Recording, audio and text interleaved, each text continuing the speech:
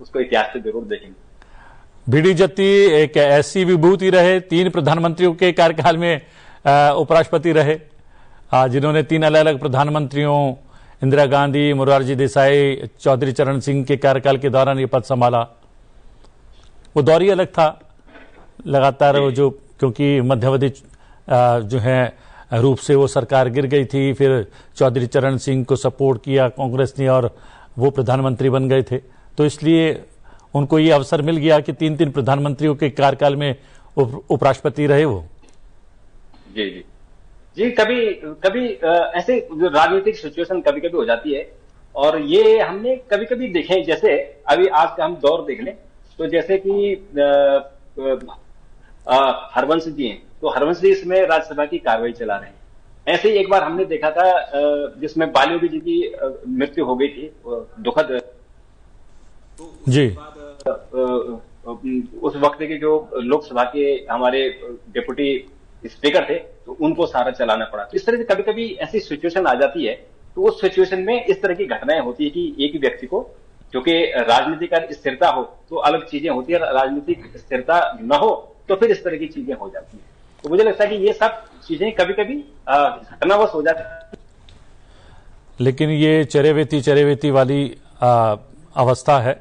हमारे संविधान ने हमें ऐसी व्यवस्था दी है कि हम कभी रुकते नहीं हैं, हर स्थिति में हम लोग आगे बढ़ते रहते हैं, अनवरत बढ़ते रहते हैं, और यही जो है अलग अलग घटनाक्रम होने के पश्चात भी विधान है कि उस पद पर कोई ना कोई रहेगा, संभालेगा, और नए चुनाव होंगे और नई चुनाव की प्रक्रिया तक वो उस पद पर आसीन भी रहेगा। और एक और ऐसे व्यक्ति रहे हैं मोहम्मद हिदायतुल्लाह, जो एकमात्र ऐसे शख्स थे जो राष्ट्रपति, उपराष्ट्रपति और देश के मुख्य न्यायाधीश भी रहे।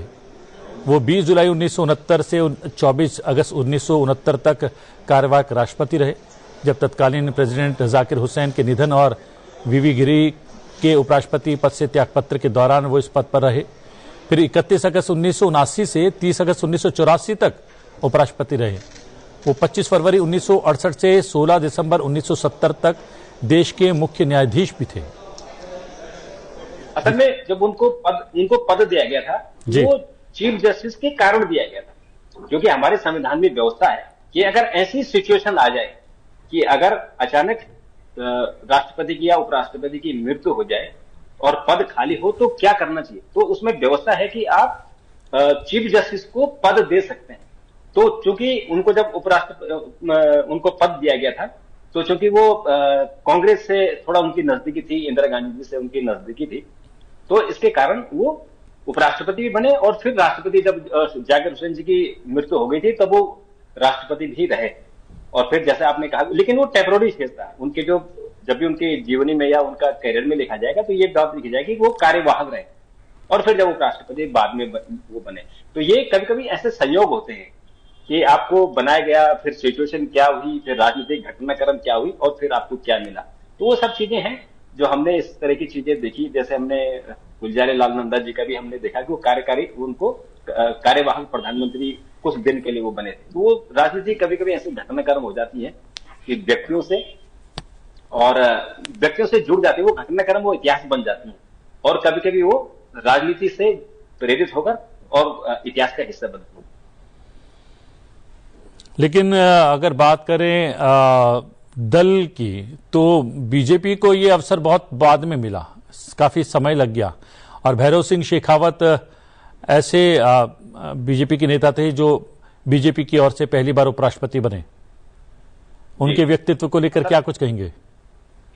देखिए, भैरव सिंह शेखावत जी जिस वक्त बीजेपी का गठन हुआ था, जिसमें भारतीय जनसंघ का गठन हुआ था 1951 में, तो भैरव सिंह शेखावत जी उस टीम में शामिल थे जिसमें अटल बिहारी वाजपेयी जी, लाल कृष्ण आडवाणी जी और श्यामा प्रसाद मुखर्जी, ये लोग थे। उसी टीम में भैरव सिंह शेखावत जी भी थे। तो सोचिए आप कि 51 से वो राजनीति में आगे थे, और उन्होंने जो राजनीति शुरू की, और जब अटल बिहारी वाजपेयी जी प्रधानमंत्री बन गए, तो उसके बाद फिर उनको लगा कि हमारे पास हमारा भी उपराष्ट्रपति होना चाहिए। तो उनका उपराष्ट्रपति का चुनाव हुआ और भैरव सिंह जी उपराष्ट्रपति बने। और भैरव सिंह जी ऐसे उपराष्ट्रपति बने कि उनके कार्यकाल में हमने देखा, क्योंकि हमको राज्यसभा कवर करने का मौका मिला, तो हमने देखा कि भैरव सिंह जी जितने ओरल क्वेश्चन होते थे, जो स्टार क्वेश्चन होते थे, वो सभी 20 के 20 कराने का उनका रिकॉर्ड है। इधर लोकसभा में मनोहर जोशी जी और राज्यसभा में भैरव सिंह शेखावत जी, इन दोनों पीठासीन अधिकारियों ने जो क्वेश्चन आवर था, प्रश्नकाल था, उसको इतने बढ़िया से चलाया कि कहीं ऐसा ना रहे कि कभी कभी जैसे हम देखते हैं कि केवल एक सवाल या दो सवाल हुए और पूरा 1 घंटा आपका निकल गया। और ऐसे ही हमने लोकसभा में भी देखा, कभी कभी 2 4 5 सवाल, अधिकतम 5 सवाल होते थे। लेकिन भैरव सिंह जी के कार्यकाल में हमने देखा कि 20 के 20 सवाल होते हैं, क्योंकि 20 सवाल लगे होते हैं, तो वो रिकॉर्ड बना। ऐसे ही मनोज जोशी जी के कार्यकाल में भी लोकसभा में भी हमने देखा कि पूरे 20 सवाल हुए। तो अच्छा, फिर भैरव सिंह शेखावत जी का कद इतना बड़ा था कि जो बाकी सांसद थे वो उम्र में भी उनसे कम थे और राजनीति में भी उनसे कम थे। तो अगर वो किसी को डांट देते थे तो फिर वो शोर नहीं करते थे, वो चुपचाप से बैठ जाते थे। जैसे आजकल हम देख रहे हैं कि जो हमारे अपोजिशन के लोग हैं, वो अगर पीठासीन अधिकारी ने कुछ कहा तो वो कहना नहीं मानते, शोर शराबा करते रहते, फिर हाउस एडजॉर्न करना पड़ता है। उस वक्त हमने देखा था कि भैरव सिंह जी ने अगर किसी की तरफ घूर के देख लिया तो वो फिर चुपचाप से बैठ जाते थे। तो वो कार्यकाल हमने देखा कि बहुत अच्छा कार्यकाल रहा। और चूंकि जैसे आपने कहा कि वो बीजेपी के पहले थे, असल में बीजेपी का पहली बार ऐसा हुआ था कि उनके नंबर ज्यादा थे। अदरवाइज बीजेपी को कहाँ नंबर मिलते थे उनके लोकसभा के साथ। हमने 2000 जब बीजेपी का गठन हुआ 1980 में, तो 1984 में हमने देखा केवल उनके 2 ही मेंबर जीत कर आए थे। फिर जैसे ही वो राम मंदिर का आंदोलन शुरू हुआ, फिर 89 नंबर हुए, फिर वो बढ़ते बढ़ते 192 तक चले गए थे। और फिर जब एनडीए की सरकार बड़ी, वाजपेयी जी बने, तो फिर तब उन्होंने सोचा कि अब हमको राष्ट्रपति, उपराष्ट्रपति और राष्ट्रपति ये हमारे होने चाहिए। तो उपराष्ट्रपति उन्होंने भैरव सिंह जी को बना दिया था। और फिर डॉक्टर कलाम को राष्ट्रपति का जब चयन किया गया तो फिर कोई इनका विरोध नहीं कर पाया, क्योंकि उन ऐसे व्यक्ति थे कि सबको उन पर सहमति व्यक्त करनी पड़ी। और लेकिन भैरव सिंह जी ने आखिरी समय उन्होंने राष्ट्रपति का चुनाव लड़ने का भी मन बनाया। और जबकि नंबर एनडीए के साथ नहीं थे, लेकिन उन्होंने कहा कि बार हम कोशिश करते हैं। और वो जब राष्ट्रपति के चुनाव उन्होंने लड़ा तो पहली बार हमने ऐसा देखा कि भैरव सिंह जी के पक्ष में बहुत सारे अपोजिशन के सांसदों ने क्रॉस वोटिंग की थी, क्योंकि उनका व्यक्तिगत, उनका कद, उनका व्यवहार, एक एक व्यक्ति, एक एक सांसद को टच करते थे। तो इसके कारण भैरव सिंह जी को करते हैं, आज भी याद करते हैं का दौर युद्ध लड़ा था, उन्होंने आंदोलन किए थे। और राजस्थान में सरकार बनी तो सरकार की मुखिया वो रहे। तो इस तरह से उनका जो लंबा राजनीतिक कैरियर था 1951 से लेकर, और जब वो उपराष्ट्रपति बन गए तो उस कद का लोगों ने उनका उतना ही सम्मान किया कि जितने उस राजनीति में वरिष्ठ हैं और उम्र में वरिष्ठ है, तो उनका बहुत उन्होंने ख्याल रखा।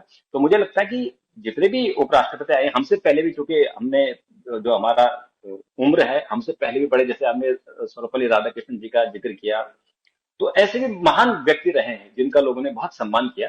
और जो हमने अपनी आंखों के सामने देखा है, तो उसमें हमने ये देखा कि भैरव सिंह जी को बहुत सम्मान मिला। जी बिल्कुल। रोशन जी, स्वागत है आपका। मैं मनोज वर्मा।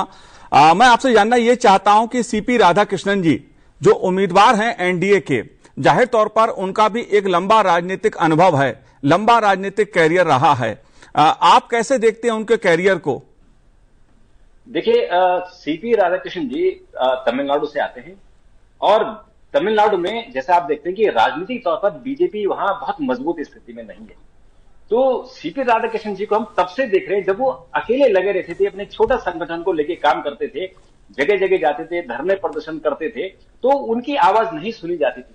लेकिन जब 1998 में उनको कोयम्बटूर से चुनाव लड़ाया गया और वो चुनाव जीते, तो एक उम्मीद दिखी बीजेपी को कि हाँ, तमिलनाडु में भी हमको कुछ मिल सकता है। और 99 में भी वो कोयम्बटूर से ही लोकसभा के चुनाव उन्होंने जीता।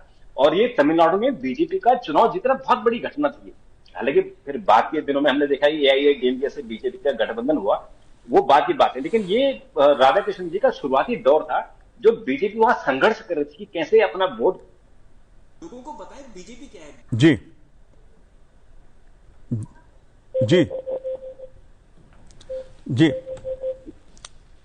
जाहिर तौर पे रोशन जी एक लंबा राजनीतिक कैरियर रहा है सीपी राधाकृष्णन जी का, और अगर बात की जाए उनके सार्वजनिक जीवन की, में बीजेपी का वोट परसेंटेज भी बढ़ा है, मेंबर भी बढ़ रहे हैं, और विधानसभा में हमने देखा जब चुनाव लड़ा गया तो बीजेपी का वोट परसेंटेज बढ़ा। तो मुझे लगता है कि वहां राधाकृष्णन जी का बहुत बड़ा रोल रहा है। फिर जैसे उन्हें राजनीति, जब उनको झारखंड का गवर्नर बनाया गया, फिर उनको महाराष्ट्र का गवर्नर बनाया गया। एक शांत स्वभाव के हैं, अच्छे व्यक्ति हैं और सबको साथ लेकर चलने वाले हैं। तो मुझे लगता है कि ऐसे व्यक्ति की जरूरत देश को होती है और संस्था को होती है। और राज्यसभा जैसी संस्था, जो संवैधानिक संस्था, जहां हमारे वरिष्ठ लोग होते हैं, उनके लिए मुझे लगता है कि काम करने में हमारे सांसदों को और हमारी सरकार को और उनको बहुत आनंद आएगा, और जो हमारी संवैधानिक जरूरतें होंगी उसको पूरा करने।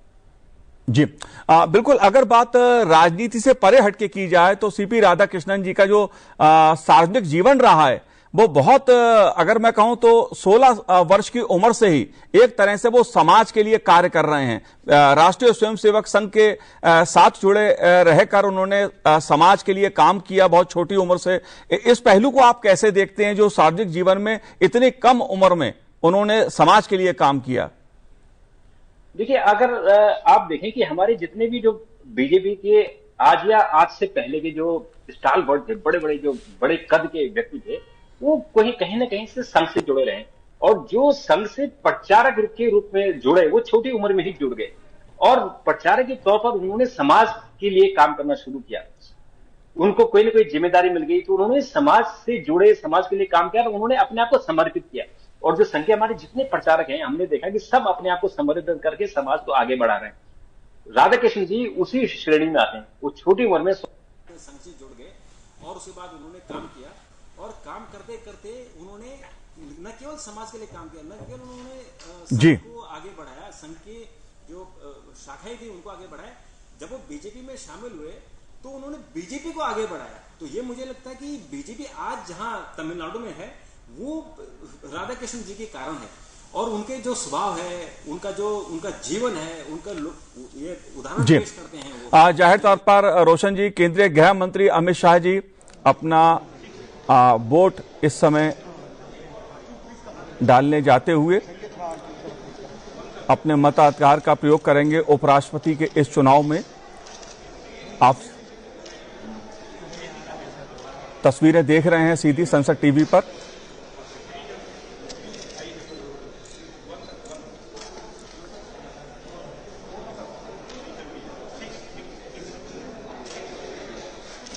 केंद्रीय मंत्री अश्विनी वैष्णव,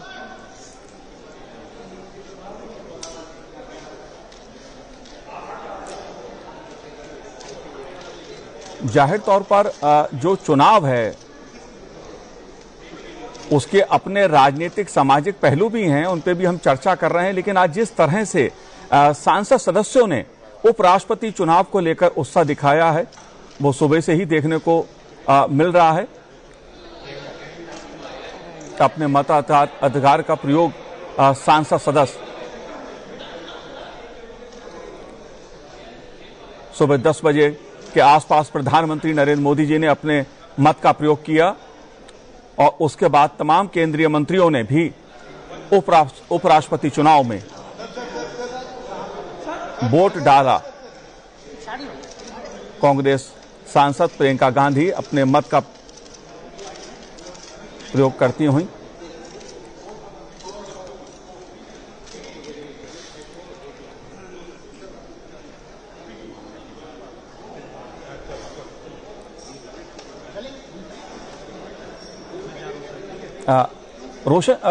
रोशन जी, अगर बात एनडीए उम्मीदवार की जाए, ये देखिए केंद्रीय गृह मंत्री अमित शाह जी अपने मत का प्रयोग करेंगे उपराष्ट्रपति चुनाव में, और उनके साथ संसदीय कार्य मंत्री किरण रिजिजू।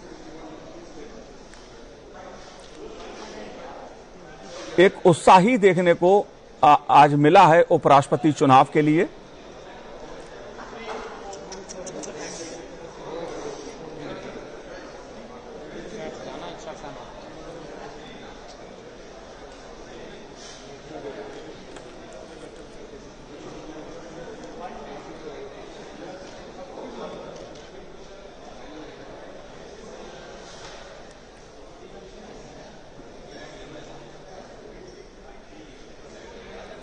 रोशन जी, अगर बात की जाए एनडीए उम्मीदवार और जो इंडिया गठबंधन के उम्मीदवार हैं, पलड़ा एक तरफा लग रहा है अगर मैं कहा जाए, जो वोटों का समीकरण है, लेकिन क्या परिणाम होगा वो तो देर शाम को ही पता चलेगा। आप कैसे देखते हैं पूरे इस चुनाव को?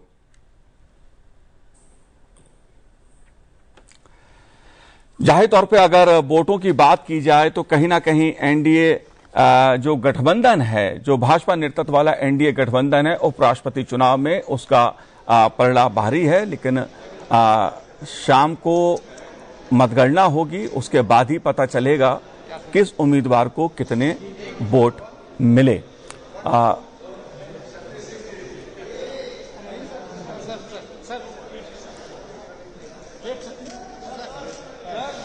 जी, रोशन जी, जी हाँ जी। अगर बात की जाए एनडीए गठबंधन की, जो एनडीए का गठबंधन है, उसकी जो संख्या है, जो संख्या बल है, उसके लिहाज से देखा जाए तो पलड़ा जो है वो भारी लगता है।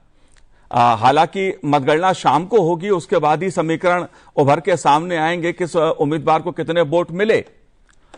जी देखिए, ऐसा है कि ये जो उपराष्ट्रपति का इलेक्टोरल कॉलेज होता है वो लोकसभा और राज्यसभा दोनों को मिलाकर होता है। तो हमारी दोनों की संख्या 788 होती है जी। लेकिन वर्तमान में 5 सीटें राज्यसभा में खाली हैं और 1 सीट लोकसभा में खाली है। तो इसलिए 781 का ये कॉलेज है। इसमें से कितने हैं, अभी जो मोटे तौर पर हम देखें कि बीजेपी की अपने ही लोकसभा में 240 है और सारा अपोजिशन मिला लें तो 234 है। यानी लोकसभा में अकेले बीजेपी सारे जो अपोजिशन है उससे 6 सीटें आगे हैं। और अगर हम एनडीए को जोड़ दें तो सारा एनडीए मिलकर लगभग 305 बनता है। तो अपोजिशन 234 है, वो 305 है। ऐसे ही अगर हम राज्यसभा में देखें तो राज्यसभा में जो एनडीए है वो लगभग 125 से ऊपर है और जो अपोजिशन है वो लगभग 119-118 के आसपास है। लेकिन हम इसमें देखें कि दो जो पॉलिटिकल पार्टी है, एक बीजेडी और एक बीआरएस, तो इन्होंने कहा है कि हम चुनाव में भाग नहीं देंगे, हम दूर रहेंगे। तो इसमें से 11 सदस्य कम हो जाते हैं। तो इस तरह से अगर हम मोटे मोटे तौर पर अंदाजा लगाएं तो लगभग 420-425 के आसपास वोट एनडीए कैंडिडेट को मिलने चाहिए और जो बाकी बच जाते हैं लगभग 300-325 वोट वो अपोजिशन जी।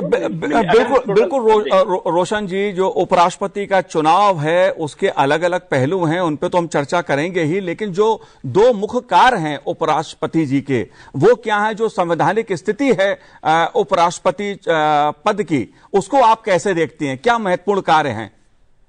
क्रॉस वोट कितनी हो, यानी अपोजिशन में सत्ता पक्ष की तरफ से कितने वोट।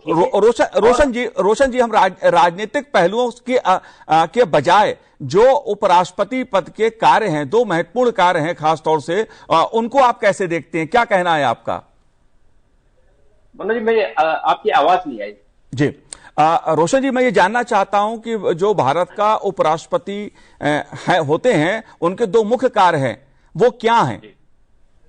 देखिए, उनका जो उपराष्ट्रपति पद है संवैधानिक पद है और ये पद तभी काम करते हैं जब राष्ट्रपति का पद खाली होता है। अन्यथा उनके जो मुख्य कार्य होता है वो राज्यसभा का पदेन सभापति होते हैं।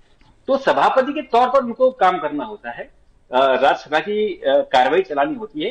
तो इसलिए उनकी जो वेतन भत्ते होते हैं, उनकी जो सुविधाएं होती है, उनका जो सेक्रेटरीट चलता है वो राज्यसभा सभापति के तौर पर चलता है।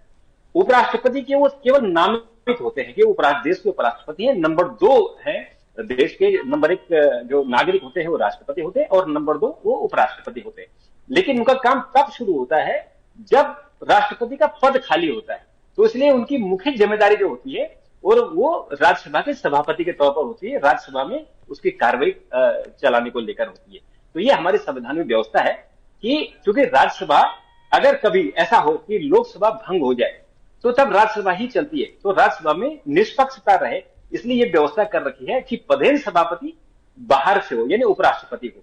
तो वो किसी भी हाउस के मेंबर नहीं होते, लेकिन वो राज्यसभा की कार्रवाई को संचालित करते हैं। इसलिए उनकी मुख्य जिम्मेदारी उपराष्ट्रपति की तब शुरू होती है जब राष्ट्रपति पद खाली होता है, अन्यथा उनकी सारी जो गतिविधियां होती हैं, उनपे जो काम करते हैं, वो राज्यसभा के सभापति के तौर पर करते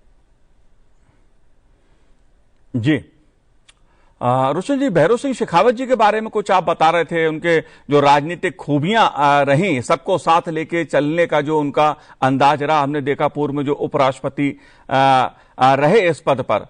हमारे जो उपराष्ट्रपति पद की जो व्यवस्था रही है, राजनीतिक और ऐतिहासिक व्यवस्था रही है, उसको आप कैसे देखते हैं? देखिए, हम अगर उपराष्ट्रपति की बात करें तो हमारे अभी ये 17वें उपराष्ट्रपति पद के लिए चुनाव है, और व्यक्ति को हम देखें तो ये 15वें होंगे, क्योंकि सर्वपल्ली राधाकृष्णन जी 2 बार उपराष्ट्रपति रहे। और एक समय ऐसा आया था जब हिदायतुल्लाह जी जब उपराष्ट्रपति थे और जाकिर हुसैन जी की निधन हो गया था, तो वो फिर कार्यवाहक राष्ट्रपति भी रहे। अन्यथा हमने देखा है कि सबका अपने कार्यकाल रहा है और उन्होंने अपनी जिम्मेदारियां निभाई हैं।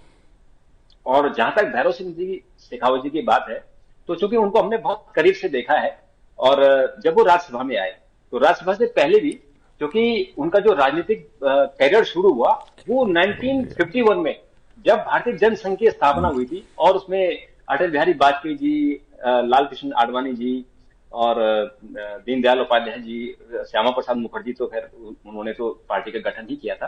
तो जब ये इतने महान व्यक्ति थे, उसमें भैरव सिंह शेखावत जी भी थे, तो तब से उनका राजनीतिक कैरियर शुरू हुआ। और जब भाजपा का गठन हुआ 1980 में, तो 1980 में भी वो भाजपा के संस्थापक सदस्यों में रहे हैं।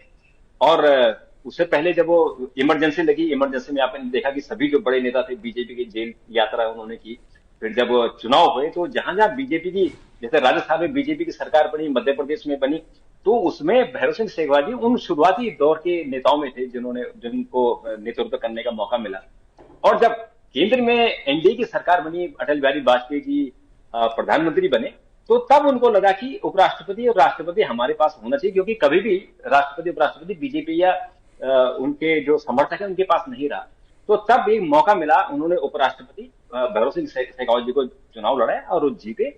और लेकिन बाद जो हमने देखा, अपनी आंखों से देखा है हमने भैरव सिंह शेखावत जी को राज्यसभा के सभापति के तौर पर काम करते हुए, तो उन्होंने राज्यसभा का जो संचालन किया वो अपना कमाल कर रहा है। क्योंकि एक तो उनका कद, इतना बड़ा कद, एक तो 51 से राजनीति में है, राजनीतिक कद, ऊपर से उनका उम्र, तो इन दोनों का ऐसा कॉम्बिनेशन था कि लोग उनका सम्मान करते थे।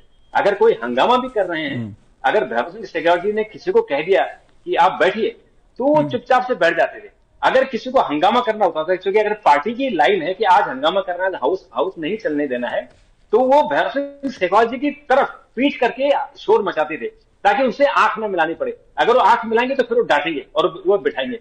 तो इसलिए वो क्या करते थे कि जानबूझ के भैरव सिंह जी की तरफ देखते ही नहीं थे और शोर शराबा करते रहते। फिर जब हाउस एडजॉर्न करते थे तो वो फिर अपने चेंबर में बुलाते थे। ऐसे मैंने 2 सांसदों से मेरी बात होती थी। एक तो राम कृपाल जी थे जो हिमाचल प्रदेश से थे, और एक उड़ीसा से थे, वो भी दोबारा भी वो मेंबर बने हैं। तो ये 2 बहुत शोर शराबा करते थे और इनको भैरव सिंह जी बहुत डांटते थे, अपने चेंबर में बुला के डांटते थे। लेकिन वो हाउस में, चूंकि पार्टी की लाइन थी कि आज हाउस नहीं चलने देना है, तो इसलिए वो क्या करते थे कि उनकी तरफ पीठ करके बोलते थे ऐसी। तो इस तरह से, लेकिन उनका सम्मान इतना करते थे कि अगर उन्होंने किसी को डांट के भी बोल दिया बैठो, तो बैठ जाते थे। और फिर जब वो राष्ट्रपति की चुनाव लड़े तो उनको across the party line, her party की तरफ से उनको क्रॉस वोटिंग हुई। हालांकि वो चुनाव हार गए, क्योंकि सत्ता पक्ष जीतता है नॉर्मल, जैसे मैंने कहा कि वो इलेक्टोरल वोट सबको पता होता है कि हमारे पास कितने वोट है। लेकिन उन्होंने चुनाव लड़ा और मजबूती से लड़ा, और उसमें उन्होंने अपोजिशन के बहुत सारे वोट काटे थे। तो भैरव सिंह जी का हमने जमाना देखा, और वो हमें मतलब करीबी से हमने देखा, तो हमें लगा कि एक राजनीतिक परिपक्व व्यक्ति किस तरह से सदन चला सकता है। जी रोशन जी, हमारे साथ जो दर्शक अभी जुड़े हैं, एक बार आप बताएंगे कि उपराष्ट्रपति के चुनाव में किस प्रकार से मतदान होता है? सदन के दोनों सदनों के जो सदस्य होते हैं वो मत का प्रयोग करते हैं, क्या प्रक्रिया होती है? देखिए, हमारे जो राष्ट्रपति और उपराष्ट्रपति संवैधानिक पद है। जो राष्ट्रपति का चुनाव होता है उसमें वेटेज होता है, क्योंकि उसमें निर्वाचित सदस्य ही वोट कर सकते हैं। तो जो लोकसभा और राज्यसभा के जो सदस्य हैं उनका अपना वेटेज होता है। और जो विधानसभाएं हैं हमारी, उनका अलग वेटेज होता है, क्योंकि जो हमारी पॉपुलेशन होती है, पॉपुलेशन के हिसाब से उनका परसेंटेज निकाला जाता है। तो जैसे विधानसभा की हम बात करें तो उत्तर प्रदेश की सबसे ज्यादा होते हैं, 208 वोट। जी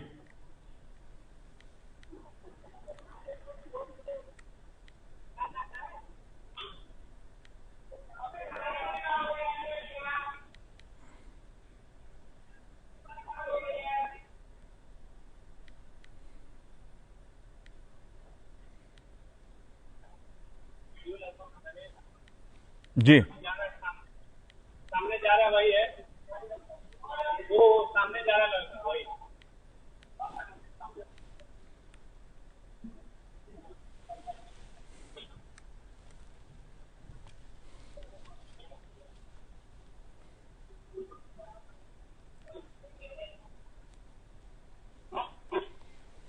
जी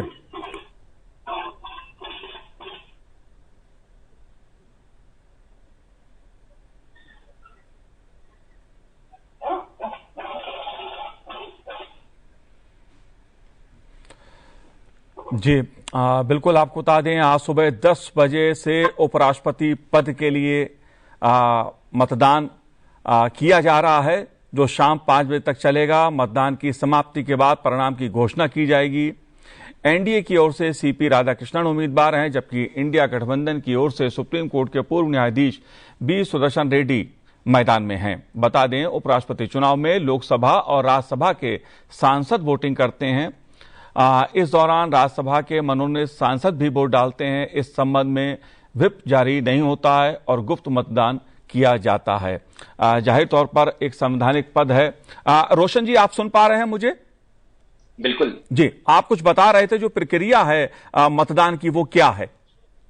हाँ, तो मैं जैसे कह रहा था कि जो राज्यसभा में इस वक्त जो इलेक्टोरल कॉलेज है वो 781 का है, और सबकी जो वेटेज है वो बराबर है। इसमें जैसे राष्ट्रपति के चुनाव में वेटेज अलग अलग होता है कि सांसदों का वेटेज अलग होता है, और विधानसभा के हमारे सदस्य हैं जो एमएलए हैं उनका वेटेज अलग होता है। तो इसमें सीधे सीधे वोटिंग होती है, और इसमें 781 है। 781 में भी 11 सदस्य ऐसे हैं जो बीजेडी और बीआरएस के हैं, उन्होंने कहा कि हम इसमें वोट नहीं डालेंगे। तो कुल मिलाकर ये आपके करीबन 771 होते हैं। तो 771 वोट जो गिनती होगी, मुझे लगता है 1 घंटे में खत्म हो जानी चाहिए। तो 5 बजे तक वोटिंग है, हालांकि 5 बजे से पहले ही वोटिंग खत्म हो जाएगी, और लेकिन 5 बजे तक इंतजार करना होगा। तो 5 बजे के बाद काउंटिंग शुरू होगी। तो मुझे ऐसा लगता है कि 6:30 बजे के आसपास या 7 बजे से पहले तक हमको रिजल्ट मिल जाने चाहिए, और फिर पता लगेगा कि हमारे देश के अगले उपराष्ट्रपति कौन होंगे। जी रोशन जी, जो तस्वीरें आप टीवी पे देख रहे हैं, जिस तरह का आज सुबह से उत्साह देखने को मिला है, खासतौर से सांसद सदस्यों में मतदान को लेकर, अपने मत का प्रयोग करने का जो अधिकार है उसको लेकर, यह एक कहीं ना कहीं संदेश देता है आम जनता को, आम लोगों को भी, कि मतदान के प्रति किस तरह जागरूक होना चाहिए। चाहे चुनाव पंचायत का हो, चाहे चुनाव उपराष्ट्रपति का हो, राष्ट्रपति का हो, या आम चुनाव हो। आप इस पहलू को कैसे देखते हैं? क्योंकि अपने देश में भी अगर बात करूं मैं, तो मतदान का प्रतिशत दर हर साल बढ़ा है। जी देखिए, जो आम चुनाव होते हैं, चाहे आपने कहा कि पंचायत के या विधानसभाओं के या लोकसभा के, उसमें हमारे जो मतदाता होते हैं वो बड़ी संख्या में होते हैं। तो उसमें अगर 60%, 70% कहीं वोटिंग हो रही तो चलता है। पर यहां तो बिल्कुल हमें नंबर पता है कि 781 हमारे पास टोटल नंबर है, तो उसमें से किसको कितना पड़ेगा ये भी हमें पता है। तो इसमें कांटे की टक्कर होती है कि हमारा एक भी वोट खराब न जाए। एक एक वोट की गिनती होती है, और उनको घर से बुला के लाया जाता है। आपने पिछले चुनाव में देखा होगा कि जो सांसद बीमार थे उनको एम्बुलेंस के जरिए लाया गया था कि आपको वोटिंग करनी है।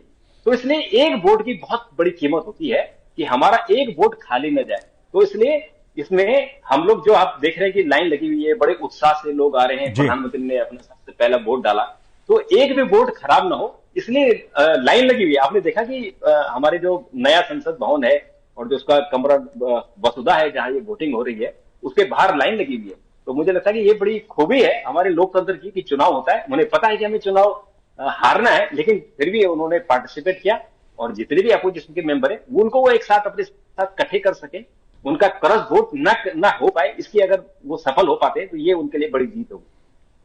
जी हाँ, बिल्कुल।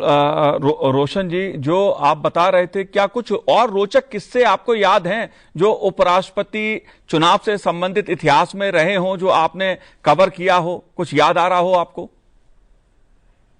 असल में जब हमने तो जो कवर किया था उसमें हमने भैरव सिंह शेखावत जी के चुनाव से कवर किया, तो उसके बाद से जितने भी चुनाव हुए उसमें बहुत ज्यादा रोचक चीजें तो नहीं आई। जैसा कि हामिद अंसारी जी 2 बार उपराष्ट्रपति बने, तो उस वक्त भी चूंकि एनडीए और जो यूपीए गठबंधन था उसके पास नंबर थे, तो वो लोग चुनाव जीते।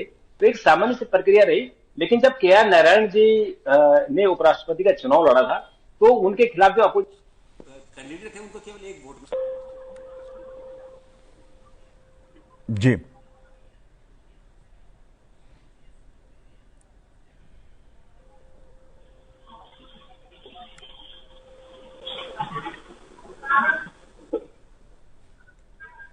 जी रोशन जी,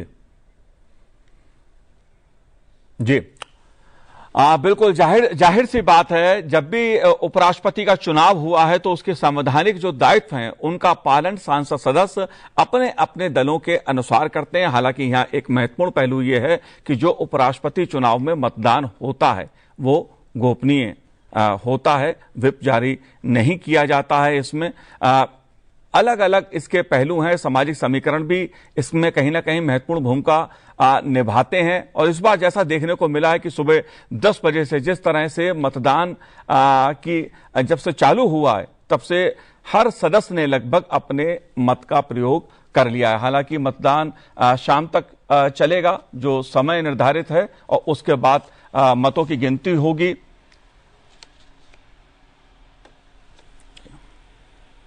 जी रोशन जी, रोशन जी,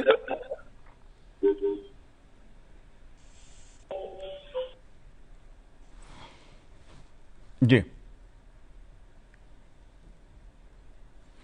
जी आप देख रहे हैं ये सांसद सदस्य अपने मत का प्रयोग करते हुए उपराष्ट्रपति चुनाव में।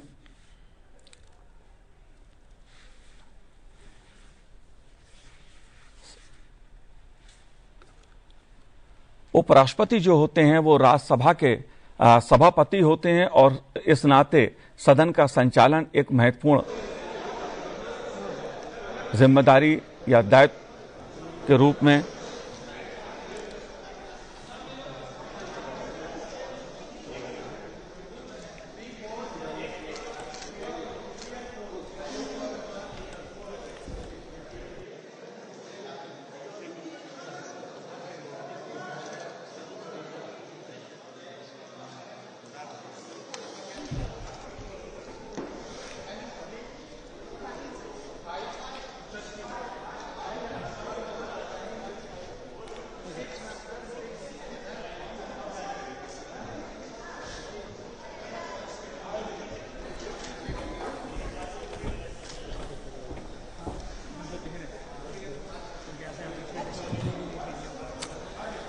ये हमारे साथ एक खास मेहमान स्टूडियो में मौजूद हैं मनोज जी आपका स्वागत है संसद टीवी पर। और उपराष्ट्रपति चुनाव का जो संवैधानिक व्यवस्था है, सबसे पहले तो मैं उसको जानना चाहूंगा, जो महत्वपूर्ण कार्य हैं उपराष्ट्रपति के होते हैं वो क्या होते हैं?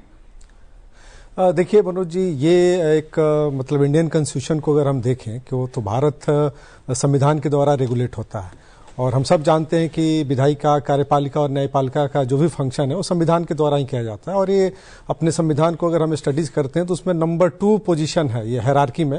राष्ट्रपति के बाद से उपराष्ट्रपति का जो पद है वो बहुत ही इंपॉर्टेंट पद होता है और इसकी एक बड़ी गरिमा है। तो मुझे लगता है कि इसका टेन्योर 5 साल का होता है, और इसमें जब राष्ट्रपति किसी कारणवश से चले जाते हैं या उनका त्यागपत्र हो जाता है तो उस समय भी राष्ट्रपति की भूमिका में उपराष्ट्रपति आ जाते हैं। और ये संवैधानिक प्रक्रिया, और हमारे जो कॉन्स्टिट्यूशन मेकर्स थे इन्होंने बड़े ही, चूंकि भारत की जो विविधता है, जिस तरीके से इसका जो वोटिंग पैटर्न है उसको ध्यान में रख के लोकसभा और राज्यसभा के सदस्य इसमें किस तरीके से पार्टिसिपेट करते हैं, तो इन सारी चीजों को ध्यान में रख के इस पद का सृजन किया गया था।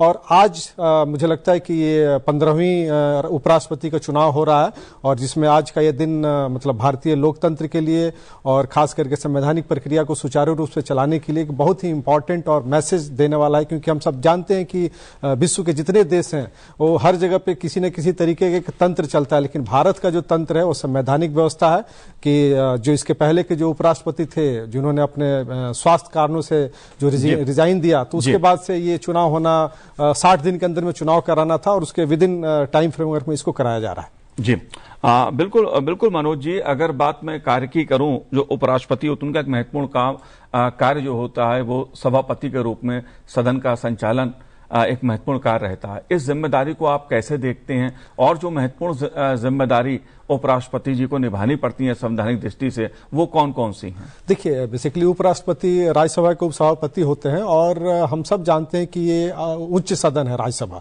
और इसमें राज्यों का रिप्रेजेंटेशन होता है जो उसमें संसद सदस्य चुन के आते हैं।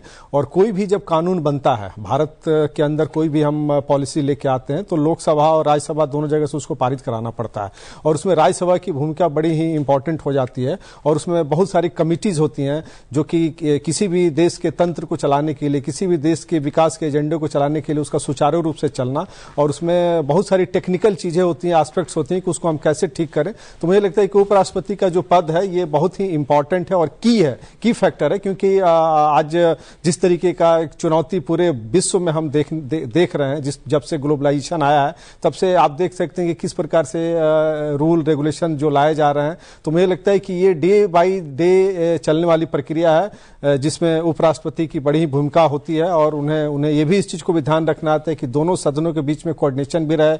जितने भी, चाहे ये जो पद है ये दलीय व्यवस्था पद नहीं है, उपराष्ट्रपति विपक्ष और पक्ष दोनों के लिए काम करते हैं। तो मुझे लगता है कि वहां पे अपने आप को बैलेंस करना और अकॉर्डिंग टू कॉन्स्टिट्यूशन हम उसको कैसे परफॉर्म कर सकते हैं और किस तरीके से एक आम जनता के लिए जो हम पॉलिसीज बनाते हैं या जो भी बिल्स लेके आते हैं उसको किस तरीके से सुचारू रूप से एक्सक्यूशन करें, किस कमेटी में हमें कौन सा बिल को भेजना है, उसमें बड़ी ही भूमिका हो जाती है उपसभापति की। जी मनोज, अगर उपराष्ट्रपति के चुनाव की बात मैं करूं, जाहिर तौर पे दर्शक हमारे जानना चाहेंगे किस तरह से जो मतदान की प्रक्रिया है वो किस तरह से होती है, सांसद सदस्य कैसे अपने मत का प्रयोग करते हैं, क्या प्रक्रिया है?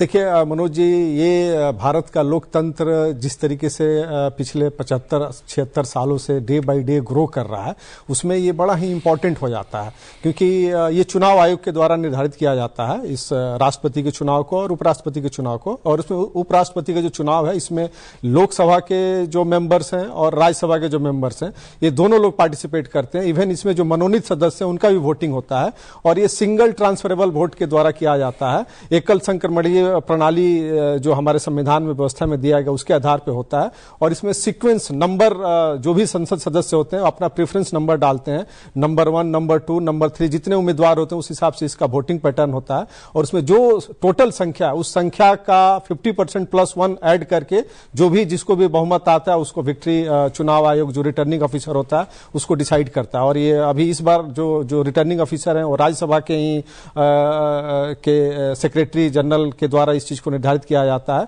कभी कभी लोकसभा के द्वारा भी होता है। तो ये एक रोटेशनल प्रक्रिया है जिसमें पार्लियामेंट इस चीज को एक्सिक्यूट करता है। जी, हमारे देश में जो उपराष्ट्रपति पहले चुने गए हैं, जो रहे हैं स्वतंत्रता के बाद से लेकर अब तक, आप कैसे देखते हैं उपराष्ट्रपतियों का जो कार्य रहा है? कई महान उपराष्ट्रपति हमारे देश में हुए जिन्होंने अपने कार्य से एक नया इतिहास रचा अपने कार्यों से, आप कैसे देखते हैं? देखिए मनोज जी, भारत के पॉलिटिकल प्रोसेस में जितने भी संवैधानिक व्यवस्थाएं हैं उस पर जो भी बैठता है उसका बहुत ही इंपॉर्टेंट रोल होता है।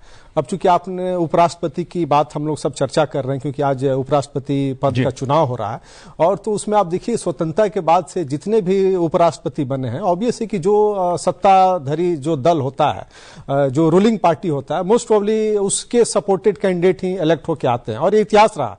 एक बार आप देख सकते हैं जब वीवी गिरी जब उपराष्ट्रपति का जब चुनाव हुआ था उस समय कांग्रेस ने जो उनको घोषणा की थी, लेकिन उस समय इंदिरा गांधी ने अपने कैंडिडेट को सपोर्ट करके जिताया था। तो उस घटना के बाद से आप देख सकते हैं कि हमेशा से जो भी जिसकी भी लोकसभा में बहुमत है, जिसकी सरकार है, जो उसको सपोर्ट करता है वही लोग जीत के आता है। तो मुझे लगता है कि आज भी वही चीज होने जा रहा है। तो ये एक बेसिकली उपराष्ट्रपति और राष्ट्रपति का जो पद होता है वो सिंबल के आधार पर नहीं होता।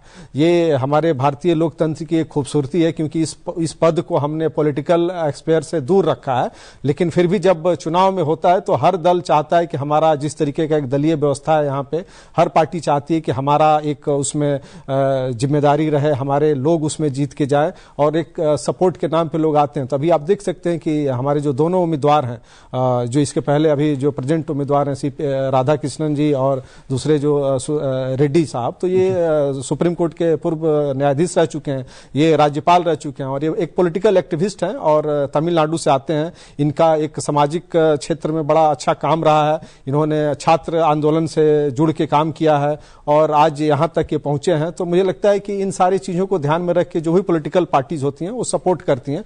और इसमें एक जो सबसे इंपॉर्टेंट है कि जो सदस्य हैं उनको किसी पॉलिटिकल पार्टी के द्वारा व्हिप जारी नहीं होता है कि आप मैंडेटरी नहीं है। इसमें जो भी सदस्य हैं वो अपने विवेक के आधार पर वोट करते हैं, लेकिन फिर भी एक अंडरस्टूड है कि जो रूलिंग पार्टी होता है या जो विपक्ष होता है, अगर दोनों को उम्मीदवार हैं तो वहां पे हर दल अपने लोगों को इस तरीके से मोटिवेट करके वोट कराने का प्रयास करता है। जी मनोज जी, बिल्कुल जाहिर तौर पे संवैधानिक दायित्व वाला एक पद है, तो संवैधानिक दायित्व है तो उसके अपने अलग अलग पहलू भी होते हैं और उसका पालन जो उपराष्ट्रपति पद पर रहते हैं वो करते भी हैं उसका, मनोज जी। लेकिन अगर बात आज के चुनाव की मैं करूं, जिस तरह से मतदान का एक रुख देखने को मिला है, सुबह 10 बजे से वोटिंग शुरू हुई, प्रधानमंत्री नरेंद्र मोदी जी ने अपना मत का प्रयोग किया, तमाम केंद्रीय मंत्रियों ने अपने मत का प्रयोग किया, लगभग प्रमुख दलों के जो नेता थे सभी ने जल्दी जल्दी अपने मत का प्रयोग किया। ये जो संदेश है ये संदेश क्या कहता है? देखिए मनोज जी, ये चुनाव तो बेसिकली अब अगर आप देखें तो इसके पहले देश के यशस्वी प्रधानमंत्री नरेंद्र मोदी जी ने एक ऑल पार्टी मीटिंग में एक मैसेज भी दिया। इवन गृह मंत्री अमित शाह जी ने भी कि हम एक समन्वय बना के हमारे जो कैंडिडेट है, चूंकि एनडीए जो अभी रूलिंग पार्टी है इसने पहले अपना कैंडिडेट घोषित कर दिया, तो कोशिश ये हुआ कि हम समन्वय बना के एक आम सहमति बनाया जाए और इस पद पे चुनाव ना हो। लेकिन विपक्ष जो आज का विपक्ष है वो इन शायद रचनात्मक मनोज जी, हम राजनीतिक चर्चा के बजाय अगर इसको जिस तरह से देखा जाए कि जैसे आपने प्रधानमंत्री नरेंद्र मोदी जी की चर्चा की, आपने अपने मत का प्रयोग सबसे पहले करते हैं कि मत को लेकर के अपना वोट डालें, उसके प्रति जो उत्साह होता है वो कोई भी चुनाव हो, किसी भी तरह का चुनाव हो, उसमें वो देखने को मिलता है। एक कहीं ना कहीं ये मतदान के प्रति एक ये संदेश भी है, लोगों को भी होता है। माननीय सांसद सदस्य हैं, अपने मत के प्रति जागरूक हैं, वो करते ही हैं, लेकिन आम जनता भी कहीं ना कहीं जागरूक हो, एक ना प्रेरणा मिलती है इससे। इस पहलू को आप कैसे देखते हैं? देखिए मनोज जी, लोकतंत्र का ये जो मतदाता और मतदान करने की जो प्रक्रिया है बहुत ही इंपॉर्टेंट एस्पेक्ट्स होता है, क्योंकि अगर हम लोकतंत्र को मजबूत करना है तो हमें मतदान करना पड़ेगा। और देश के यशस्वी प्रधानमंत्री जी जिस प्रकार से हर चुनाव हो, चाहे मतलब उपराष्ट्रपति का चुनाव हो, जैसा आपने बताया कि सबसे पहले आके वोटिंग करना, इवन कोई भी चुनाव होता है, चाहे विधानसभा का चुनाव हो, लोकसभा का चुनाव हो,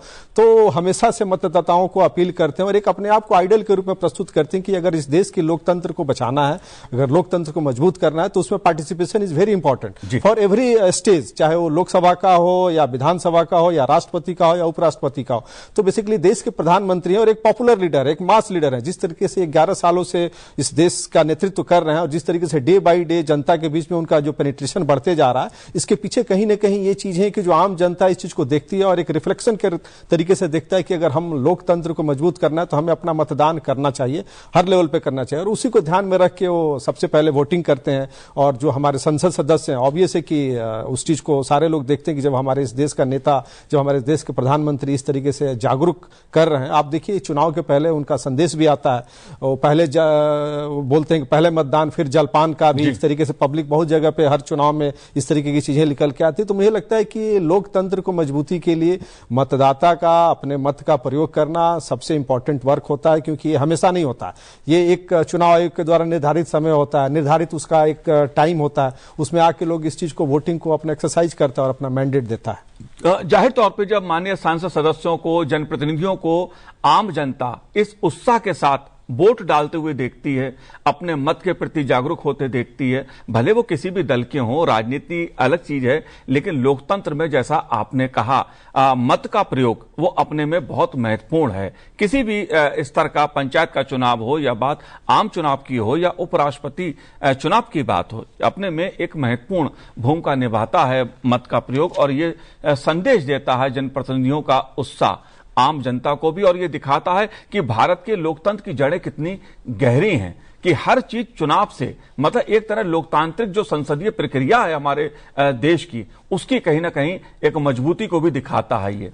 बिल्कुल बिल्कुल। देखिए, इसका सबसे जो इम्पोर्टेंट रीजन है कि भारत में लोकतंत्र की जड़ें इतनी मजबूत हैं, क्योंकि अगर आप घर में भी कोई डिसीजन लेते हैं तो एक सहमति बना के किसी चीज का हम डिसीजन लेते हैं, तो आप समझ सकते हैं कि बेसिकली एक प्रयोगशाला है भारत लोकतंत्र का। और विश्व में आप देखिए तो सबसे बड़ा लोकतंत्र है, पॉपुलेशन वाइज भी हम आज वर्ल्ड में सबसे नंबर 1 पोजीशन पे हैं। तो इन सब सारी चीजों को ध्यान में रखते हुए, क्योंकि आज के डेट में जिस तरीके के एक विश्व राजनीति का जो एक धुरी हम देख रहे हैं कि हमारे नेबर कंट्रीज में किस तरीके से लोकतंत्र का एक मजाक बनाया जा रहा है, और उसमें भारत जिस तरीके से इमर्स कर रहा है, तो मुझे लगता है कि ये उसी का एग्जाम्पल है कि हम हर चुनाव को किस तरीके से सीरियसली लेते हैं। और ये जो चुनाव है बेसिकली इनडायरेक्ट इलेक्शन होता है। बाकी जो चुनाव में लोकसभा सदस्य हो या एमएलए हो या पंचायत की आपने जो बात की, तो इसमें डायरेक्ट जनता वोट करती है, लेकिन ये उपराष्ट्रपति के चुनाव में और प्रेसिडेंट के चुनाव में इनडायरेक्ट इलेक्शन होता है, जो इलेक्टेड चुने हुए प्रतिनिधि है वो वोट करते हैं। तो ये कहीं ना कहीं, क्योंकि आज कोई भी जब सांसद जीत के आता है तो उसका जो कंस्टिट्यूएंसी का जो डेमोग्राफी है वो करीब 15 लाख 17 लाख वोटर्स होते हैं,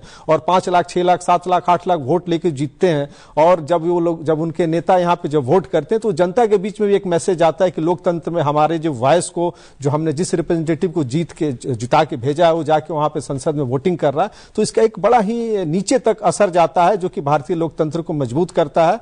और ये भारतीय संविधान की बहुत बड़ी खूबसूरती है कि किस तरीके से हर व्यक्ति को, चाहे आप देखिए कि जो भारत का एक फेडरल स्ट्रक्चर है, इसमें केंद्र और राज्य की जो पावर है किस तरीके से डिसाइड किया गया, और उसमें जो पावर ऑफ डिसेंट्रलाइजेशन है, जिसमें हम पंचायती की जो बात करते हैं, पंचायती राज की, तो ये सारी चीजें कहीं ना कहीं रिफ्लेक्ट करती हैं। क्योंकि इसमें महात्मा गांधी का भी जो कंसेप्ट था, जब देश हमारा जब आजाद हुआ था, को हमें किस तरीके से विकेंद्रीकरण करना है सत्ता का, और उसी के माध्यम में ध्यान में रखते हुए इन सारी चीजों का एक जो एक्सरसाइज है ये होता है। और हर नेता और जनता इससे अपने आप को कनेक्ट महसूस करती है। आप देख सकते हैं उपराष्ट्रपति का चुनाव हो रहा है, लेकिन आज पूरे मतलब भारत के हर राज्य में इस चीज का एक इंफॉर्मेशन शेयर हो रहा है, सब लोग इस चीज की चर्चा कर रहे हैं। और जिस तरीके से अभी पिछले आप देखिए, जब से उपराष्ट्रपति का जो जाना हुआ, जिस तरीके से गए, और उसके बीच में जो यहाँ की जो लीडर अब जो पॉलिटिकल पार्टीज हैं, सब ने इस चीज को प्रयास किया कि हम किस तरीके से इसका एक पॉलिटिकल माइलेज लेने का प्रयास करें। लेकिन एक लोकतांत्रिक प्रक्रिया है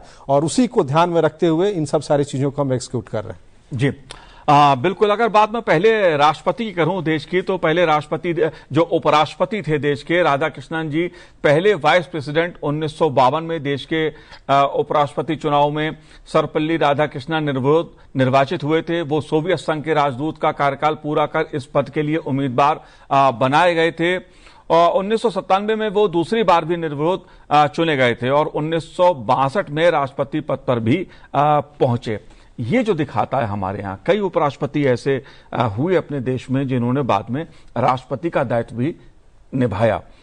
इसको आप कैसे देखते हैं? क्योंकि हमारी ये कहीं ना कहीं लोकतांत्रिक व्यवस्था जो है उसी को ही और मजबूत करने का एक और पड़ाव रहती है। जैसे आपने बताया, जो हमारे पहले उपराष्ट्रपति थे सर्वपल्ली राधाकृष्णन जी, ऑब्वियसली कि हम लोग अभी उनके नाम पे शिक्षक दिवस भी मनाते हैं, और वो एक बहुत ही लर्नेड पर्सन थे और विद्वान थे और एक बुद्धिजीवी थे। और जिस प्रकार से आज के डेट में, और उस समय भी आप देखिए इंडिपेंडेंट के समय भी, जो एक खास करके जो ब्रिटिशर्स थे, जो जिस तरीके से उन लोगों ने एक पार्लियामेंट्री सिस्टम को यहाँ पे स्थापित किया और उसको सुचारू रूप से चलाने के लिए जो तकनीकी जो ज्ञान होना चाहिए था, जिस तरीके का एक नॉलेज सोसाइटी में किस तरीके से जाना चाहिए था, कैसे पॉलिसीज बनना चाहिए था, तो भारत ने उस समय के जो भी हमारे जो लीडर्स थे या जो हमारी जनता थी, इस चीज को एक्सेप्ट करती थी कि हमें इस सिस्टम को चलाने के लिए हमें किस तरीके का व्यक्ति चाहिए। और नो डाउट आपने बताया कि उपराष्ट्रपति पद का चुनाव का कार्यकाल 5 साल का होता है, लेकिन वो 1 बार 2 बार 3 बार भी बन सकता है। उसमें कोई मैंडेटरी नहीं कि आप 1 बार या 2 बार रह सकते हैं। जैसे प्रधानमंत्री का भी हमारे यहाँ कोई टर्म तो है, लेकिन उसका कोई टाइम फ्रेमवर्क नहीं कि आप 1 बार या 2 बार रह सकते हैं। तो उसी प्रकार से उपराष्ट्रपति का पद है, और बहुत सारे, चूंकि एक ट्रेडिशन रही है कि जब जो भी उपराष्ट्रपति बनता है उसको राष्ट्रपति के लिए आगे उसको लाया जाता है और उसमें जो भी रूलिंग पार्टी होती है उसको सपोर्ट करती है और उसके बाद राष्ट्रपति का भी चुनाव होता है। तो मुझे लगता है कि ये जो भारतीय लोकतंत्र की खूबसूरती है उस पद की गरिमा को बनाए रखने के लिए, क्योंकि जो व्यक्ति उपराष्ट्रपति पद बन के जो काम करता है वो भारत की जो खास करके संवैधानिक प्रक्रिया है और उसका जो लीगल प्रोसेस है उसको बड़े अच्छे तरीके से माइन्यूटली स्टडीज करता है। और जब राष्ट्रपति, चूंकि हमारे यहाँ कहा गया है कि जो भारत का राष्ट्रपति और संविधान का हेड है, हमारे यहाँ जो भी किसी भी तरीके का जब हम किसी देश या विदेश के साथ जो संबंध होता है तो उसमें राष्ट्रपति की भूमिका बहुत इंपॉर्टेंट होती है। तो हेड ऑफ द इंस्टीट्यूशन होने के नाते और उपराष्ट्रपति अगर राष्ट्रपति बनते हैं तो कहीं ना कहीं एक देश के लोकतंत्र को और देश के राजनीतिक और खास करके संवैधानिक प्रक्रिया को मजबूती प्रदान करता है। जी बिल्कुल। हमारे साथ वरिष्ठ पत्रकार अजय सेतिया जी जुड़े हुए हैं। अजय सेतिया जी, आपका स्वागत है संसद टीवी पर। धन्यवाद जी। अजय जी, सुबह से ही उपराष्ट्रपति चुनाव के लिए जो सांसद सदस्य हैं वो अपने मत का प्रयोग कर रहे हैं, एक उत्साह देखने को मिल रहा है। उपराष्ट्रपति चुनाव को आप कैसे देखते हैं? जो संवैधानिक दायित्व हैं उपराष्ट्रपति के वो क्या रहते हैं, क्या किस तरह उनके जो प्रमुख कार्य हैं वो क्या होते हैं, क्या कहना है आपका?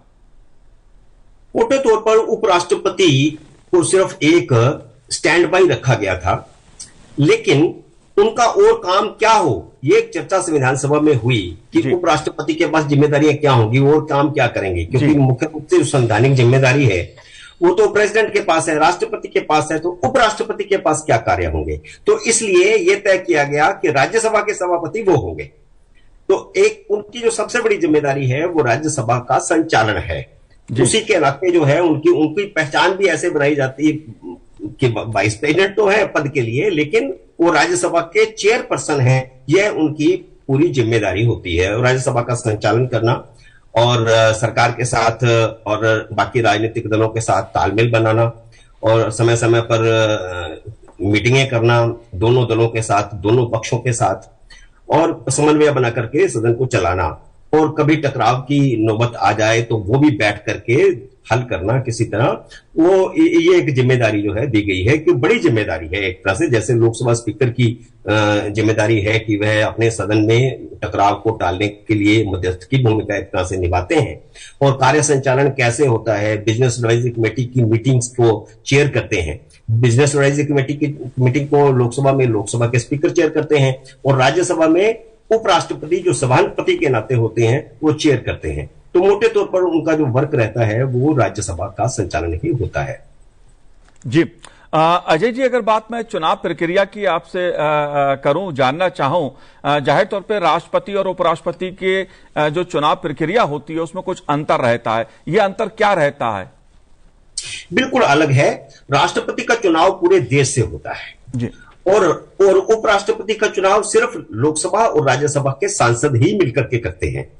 राष्ट्रपति के चुनाव में सारी विधानसभाओं के सदस्य प्रोपोर्शनेट वोट उनका अलग अलग होता है, अलग अलग विधानसभाओं को एक एक सदस्य का अलग अलग वोट होता है। वे वोट करते हैं, लोकसभा के सांसद वोट करते हैं, राज्यसभा के सांसद वोट करते हैं, विधान परिषदों के सदस्य वोट करते हैं। तो ऐसे करके उनका राष्ट्रपति का चुनाव समूचा देश करता है। तो पहले यह भी चर्चा हुई कि राष्ट्रपति का चुनाव भी अगर पूरे देश को करना है, प्रधानमंत्री का चुनाव भी अगर पूरे देश को करना है तो फिर दो पद क्यों हो, यह चर्चा भी रही संविधान सभा में शुरू में। लेकिन एक संवैधानिक पद रखा गया और एक लोकतांत्रिक पद रखा गया और प्रधानमंत्री का चयन फिर लोकसभा के सांसद करते हैं सिर्फ। तो ये एक प्रक्रिया हमारी बनाई गई पूरी तरह के राष्ट्रपति का चुनाव सारी चुनी हुई विधानसभाएं और चुनी हुई लोकसभा, राज्यसभा, ये सब मिलकर करेंगे, उनके सदस्य मिलकर के करेंगे राष्ट्रपति का चुनाव और एक संवैधानिक पद होगा। और प्रधानमंत्री का चुनाव देश भर के चुने हुए लोकसभा के सदस्य करेंगे और उपराष्ट्रपति का चुनाव राज्यसभा और लोकसभा के मिलकर के करेंगे। तो एक अनूठा जो है हमारा संविधान इस तरह बना गया है और इस तरह की शायद इस तरह की हमने जरूर दूसरे संविधानों से बहुत सारी चीजें ली हैं, लेकिन इस तरह का उदाहरण कहीं भी नहीं मिलता है जैसा भारत में है। पूरे लोकतंत्र को ढंग से फिर राज्यपालों की नियुक्ति सरकार करती है, लेकिन नियुक्ति का जो परिपत्र जारी होता है वह राष्ट्रपति के हस्ताक्षर से होता है, राष्ट्रपति उसको जारी करते हैं। तो इस तरह एक पूरा ढांचा हमारा लोकतंत्र को चलाने का बनाया गया है संविधान के माध्यम से। जी बिल्कुल, जाहिर तौर पे उपराष्ट्रपति पद के क्या दायित्व होंगे, क्या कार्य होंगे, इस पे संविधान सभा में भी चर्चा हुई। जैसा आप बता रहे हैं, स्वतंत्र भारत में जिस प्रकार से उपराष्ट्रपति के चुनाव पूर्व में हुए हैं और जिस तरह से लोगों ने अपनी जिम्मेदारी को निभाया है, आप कैसे देखते हैं जो उपराष्ट्रपति का इतिहास रहा है, किस तरह के कुछ आपको याद आ रहा हो, कुछ महत्वपूर्ण पहलू याद आ रहे हो इससे जुड़े? देखिए, उपराष्ट्रपति का चुनाव एक आध बार को छोड़ दे तो मोटे तौर पर चुनाव होता ही है।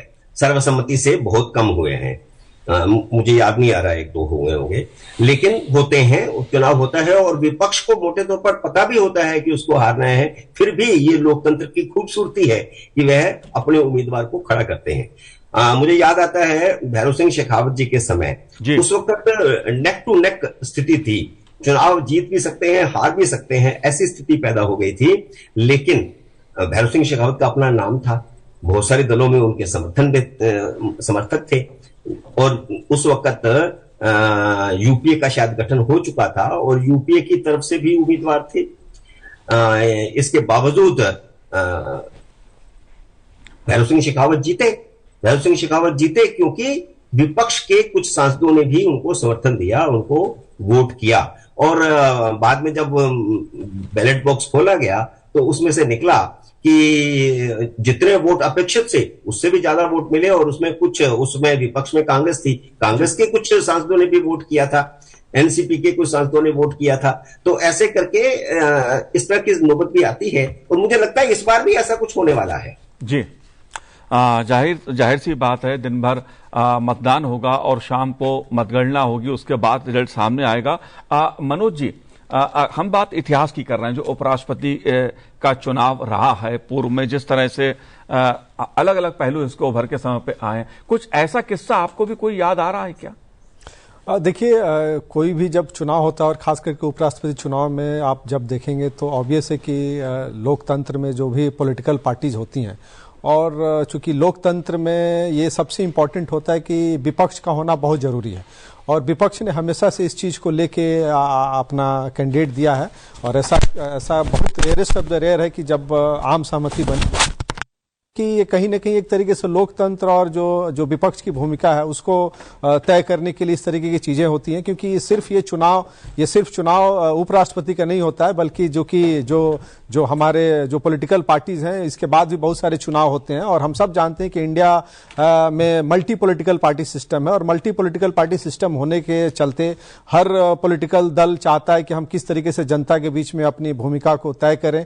और ये चुनाव ही एक माध्यम होता है जिससे अपना एक सॉलिडेरिटी और अपने जो वैचारिक आधार पे जिन सब चीजों को लेके लोग आगे जाता है। और आज देखिए आज जिस प्रकार से जो चुनाव हो रहे हैं उसमें बहुत सारे ऐसे पॉलिटिकल पार्टी हैं जिन्होंने एब्सटेंट किया, तो उन सबके अपने कुछ रीजन है। जैसे तेलंगाना में बीआरएस जो एक राजनीतिक दल है उसने किसान के मुद्दे को लेके इस चुनाव से अपने आप को बायकॉट किया है। शिरोमणि अकाली दल जो है उसने भी इस चुनाव से अपने आप को बाहर रखा है। इवन बीजू जनता दल जो उड़ीसा की एक रीजनल पार्टी है उसने भी इस चुनाव में पार्टिसिपेशन नहीं कर रहे। तो मुझे लगता है कि हर पॉलिटिकल पार्टी इस चुनाव के माध्यम से अपने आप को मैसेज देती है जनता के बीच में कि हमारा एक आइडियोलॉजिकल स्टैंड क्या है, और उस आधार पे जो विपक्षी दल हैं इसमें पार्टिसिपेट करती हैं और उनकी भूमिका बड़ी ही इंपॉर्टेंट होती है लोकतंत्र को